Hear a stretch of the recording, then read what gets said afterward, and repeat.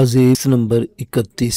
जिंदगी हर जगह एक सी ही होती है, जीने का एक ही अंदाज होता है। शमशीरा बेगम एक मंसूबा बनाकर कौसर जहां के कमरे में दाखिल हुई थी। कौसर जहां तस्नीम का लिबास तब्दील कर रही थी और तस्नीम मुस्कुराती निगाहों से देख रही थी। माँ का चेहरा देखकर बार बार खिलखिलाकर हंस पड़ती। कौसर जहां ने शमशीरा बेगम को देखा और मुस्कुरा दी। देखिए तो अम्मा, इसकी शरारतें मुझे देखकर हंसे जा रही है, कौसर जहां ने कहा और शमशीरा बेगम तस्नीम के पास जा बैठी। इनके चेहरे पर अजीब से तासुरात थे। क्या बात है अम्मा, कुछ फिक्रमंद है? अरे बेटी, सोचती हूँ क्या कहूँगी तुम दिल में। मैं क्या करूँ, नसीबों की मारी 3 बेटियों की माँ हूँ। तस्नीम भी मुझसे अलग तो नहीं, बस बच्ची है। तुम्हारे मुस्तकबिल का ख्याल खाया जाता है। अरे अम्मा, क्या हुआ? अच्छी खासी ज़िंदगी तो गुजार रहे हैं हम। क्या मुझे मालूम नहीं कि आपने बैंकों में कितना रुपया जमा करवा रखा है? बेटी, वक्त बहुत बुरी चीज़ है, साथ देता है तो वो पैसा। बस जो कुछ अपने पास है वही अपना है, बाकी क्या रखा है? आपको फिर पैसे का मर्ज लाहिक हो गया। देखो कौसर जहां, दिल दुखाने वाली बातें ना करो। दिल का मरहम लेने आई हूँ तुम्हारे पास, जख्म न दो। नहीं अम्मा, बैठ जाइए। मैं कोई ऐसी बात नहीं करूँगी जिससे आपको दुख हो। कहिए, क्या कहना चाहती हैं बताइए। मैं सिर्फ ये कहना चाहती हूँ कि कौन सी नहूसत हम पर सवार हुई है कि जो हमारी बात नहीं बनने देती। इसकी कुछ वजूहात हैं या किसी ने कोई गंदा तावीज़ कर रखा है। देखो न जाने कैसे कैसे लोग आते हैं, कैसी कैसी सड़ी सड़ी शक्लों की लोंडियाँ न जाने तमाशबीनों से क्या क्या हासिल कर लेती हैं। एक हम हैं जिन्हें कुछ ना मिला। खुदा की कसम सोचते तो कलेजा पानी पानी होकर रह जाता है। अरे क्या मैं कब्र में अपने साथ जाऊँगी, तुम्हारे लिए ही छोड़ जाऊँगी? मुझे कोठी की कैसी आरजू है, मेरी ही तकदीर में ना रही, बाकी सबको मिल गई। न जाने कौन कौन आया, रावी किनारे कोठी तैयार हो गई, हाथ से निकल गई। वो मुराद बख्श क्या देने को तैयार था, न मिला। एक शाहजी हैं, सब कुछ कर सकते हैं हमारे लिए, नाम ही नहीं लेते। आखिर क्या वजह है? अम्मा, तुम कोठी का करोगी क्या? हमारी तकदीर में सिर्फ कोठा है जो हमारे पास है। नहीं कौसर जहां, इंसान की अपनी एक अलग हैसियत होती है, यही जायदादें काम आती हैं, वरना बुढ़ापे में कुछ नहीं मिलता। कोई सर पर हाथ रखने वाला नहीं होता तवाइफों के। अब इन दोनों निकम्मियों को देखो, गजाला और शबाना की बात कर रही हूँ, कुछ भी नहीं करके देने की। ये बात मैं कह देती हूँ। ठीक है अम्मा, ठीक, आप इत्मीनान रखिए। मैंने आपसे वादा किया है कि शादी से कुछ न कुछ लेके ही लूँगी। आप बेफिक्र रहें और ये जिम्मेदारी मुझ पर छोड़ दें। बस बेटी, ये बात आज तूने पहली बार कही है, इससे पहले कभी तूने मेरे दिल को तसल्ली नहीं दी, अब तो दे रही हूँ। ये बेटी, मेरे तो दिल दर्द ही दूर हो गए एक जुमले में। ऐसा दिल खुश कर दिया कि शमशीरा बेगम कहते कहते रुक गई, चूँकि दरवाजे में इकराम खड़ा नजर आया। जानती थी कि इकराम इस वक्त एक ऐसा मोहरा है जिसके ज़रिए बहुत फासले तय किए जा सकते हैं। देखा देखकर मुस्कुराई, उठी, हाथ आगे बढ़ाए और इकराम से जा चिमटी। कम बख्त मारे, तूने मेरा कलेजा निकाल लिया। अरे दुनिया सोचती होगी कि ननू तो सिर्फ बेटियों से मोहब्बत करती है। ऐसा तूने मेरे कलेजे में उतरा है कि कुछ झांक कर तो देखे, लेकिन तूने अपने हाथों से सब कुछ बिगाड़ कर रख दिया। तो इतने दिनों से कहाँ गायब रहता है? ये कौसर जहां, माशा अल्लाह, अल्लाह बुरी नज़र से बचाए। सही उम्र देखो और जवानी देखो, लगता है पूरा मर्द का मर्द खड़ा है। इतनी जल्दी बड़ा है, देखो मेरे कद से ऊंचा निकल गया। अम्मा नज़र तो न लगाओ, हमने से खूने जिगर पिलाकर पाला है। लो मेरी नज़र लगेगी, अभी काला धागा मंगवाती हूँ, नज़र उतारती हूँ। ये मैं तो जी भर कर देखती भी नहीं हूँ, हालांकि कैसे कैसे जी मचलता है। इकराम, कैसी पढ़ाई हो रही है मेरे बच्चे? ठीक हूँ नन्नू, आपकी दुआएं हैं, इकराम ने मुज़म्मल लहजे में कहा और कौसर जहाँ चौंक पड़ी। इकराम का लहजा ऐसा, और वो भी शमशीरा बेगम के साथ, वो सोच भी नहीं सकती थी। तशवीश भरी निगाहों से इकराम को देखा। शमशीरा बेगम ने ऊपरी ऊपरी दिल से कुछ और बातें कहीं। इकराम के आने के बाद हर लम्हा कोई ख़तरा पेश आ सकता था, इसलिए ख़तरे के पेश नज़र बाहर चली गई कि हाजू से काला धागा मंगवाएं। इकराम अंदर दाखिल हो गया था। कौसर जहाँ ने तस्नीम को छोड़ दी, आगे बढ़ी और दोनों हाथ फैला दिए। इकराम कौसर जहाँ के सीने से जा लगा था। कौसर जहाँ को अपना कलेजा ठंडा महसूस हो रहा था। शमशीरा बेगम ने गलत तो नहीं कहा था, एक भरपूर मर्द बाजू में समाया हुआ था। ये और बात है कि इसका लम्स ममता का प्यार लिए हुए था। कौसर जहाँ देर तक इसे सीने से चिमटाई रही। इकराम को भी शायद कुछ हो गया था कि शमशीरा बेगम तक के साथ इतनी नरमी से पेश आया। ये देखकर तो इसके बदन में फुलझड़ियाँ फूटने लगती थी। कुछ न कुछ कहे बगैर बाज नहीं आता था और तान शमशीरा बेगम के कोसों पर ही टूटती, लेकिन आज इसने बड़ा नर्म लहजा इख्तियार किया था और कोई ऐसी बात भी नहीं की थी कि शमशीरा बेगम भड़क उठती। कौसर जहां ने इसे शानों से पकड़कर पीछे किया और देखने लगी। आंखों में खुबा जा रहा था हसीन मर्दाना नक़ूश, जाने पहचाने अपने अपने। कैसी गुजर रही है इकराम। ज़िंदगी की डोर सुलझती और उलझती रहती है, इसी को तो ज़िंदगी कहते हैं। अगर ज़िंदगी एक सीधी सड़क पर दौड़ने का नाम हो तो इस दुनिया में सभी जीने से उकता जाए हैं। कौसर जहाँ का मुँह हैरत से खुल गया।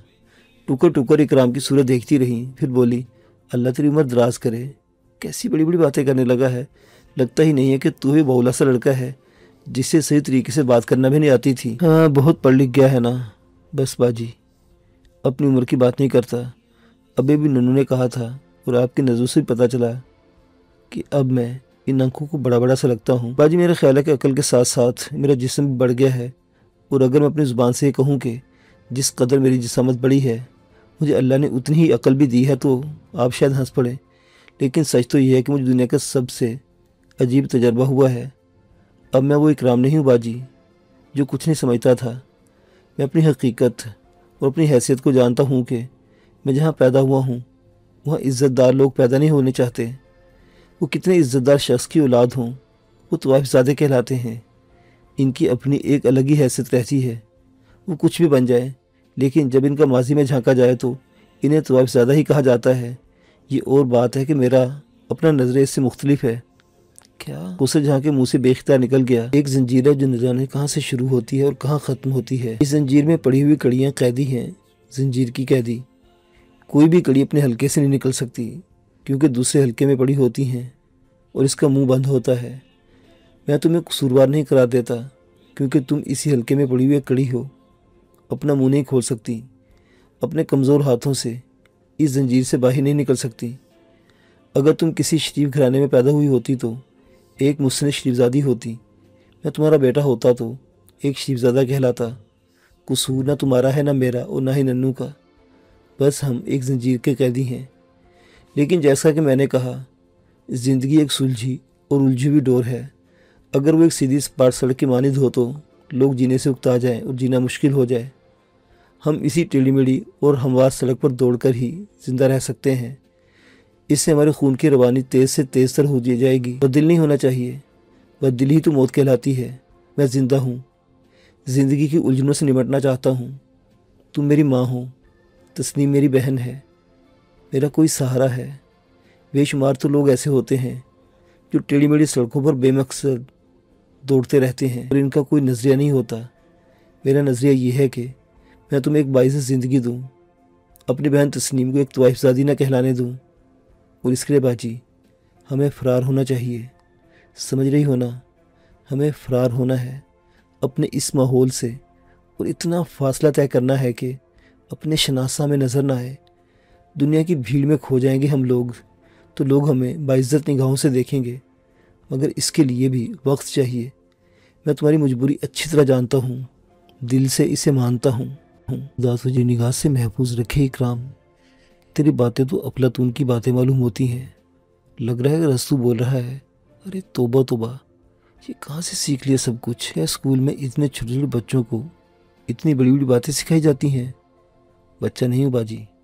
ये अलग बात है कि दुनिया की निगाहें मुझे ऐसी निगाहों से देखती हैं। इस सीने में बहुत से तूफान छुपे हुए हैं, मगर मैंने छुपाए रखना चाहता हूँ। वक्त बहुत ज़्यादा नहीं है। जो कुछ मैं कह रहा हूँ इसे गौर से सुनना और इस पर अमल करना मेरे लिए तस्नीम के लिए बहुत ज़रूरी है। बाजी, नन्नू लालची खातून है, दौलत की हवस इन्हें विरसे में मिली है, तवाइफ इनके जैसी होती है। वो कसूरवार नहीं बल्कि मरीज़ा है। तुम्हें एक काम करना है बाजी, तुम सिर्फ अपनी आवाज़ बेचना, अपना बदन ना बेचना। मैं तुम्हारा बेटा हूँ, मुझे तुमसे अल्फाज नहीं कहने चाहिए, लेकिन मैं भी अल्फाज कहने पर मजबूर हूँ। अगर तुम अपना जिस्म फ़रोख्त करती रही तो फिर तस्नीम को महफूज ना रख पाओगी और बाजी मुझे भी। मैं भी ये बर्दाश्त नहीं कर पाऊँगा कि मजबूरियाँ ख़त्म हो जाने के बाद भी मेरी माँ वही की वही रही। इस तरह मेरा नज़रिया हयात बदल जाएगा। मेरे लिए तुम्हें ये करना है, मुझे लिए करती रहो, लेकिन अगर कभी बदन तक बात पहुँच जाए तो खुदकुशी कर लेना, तस्नीम की गर्दन दबा देना। ये सब कुछ ना करना। कौसर जहाँ की आंखों में आंसू भर आए।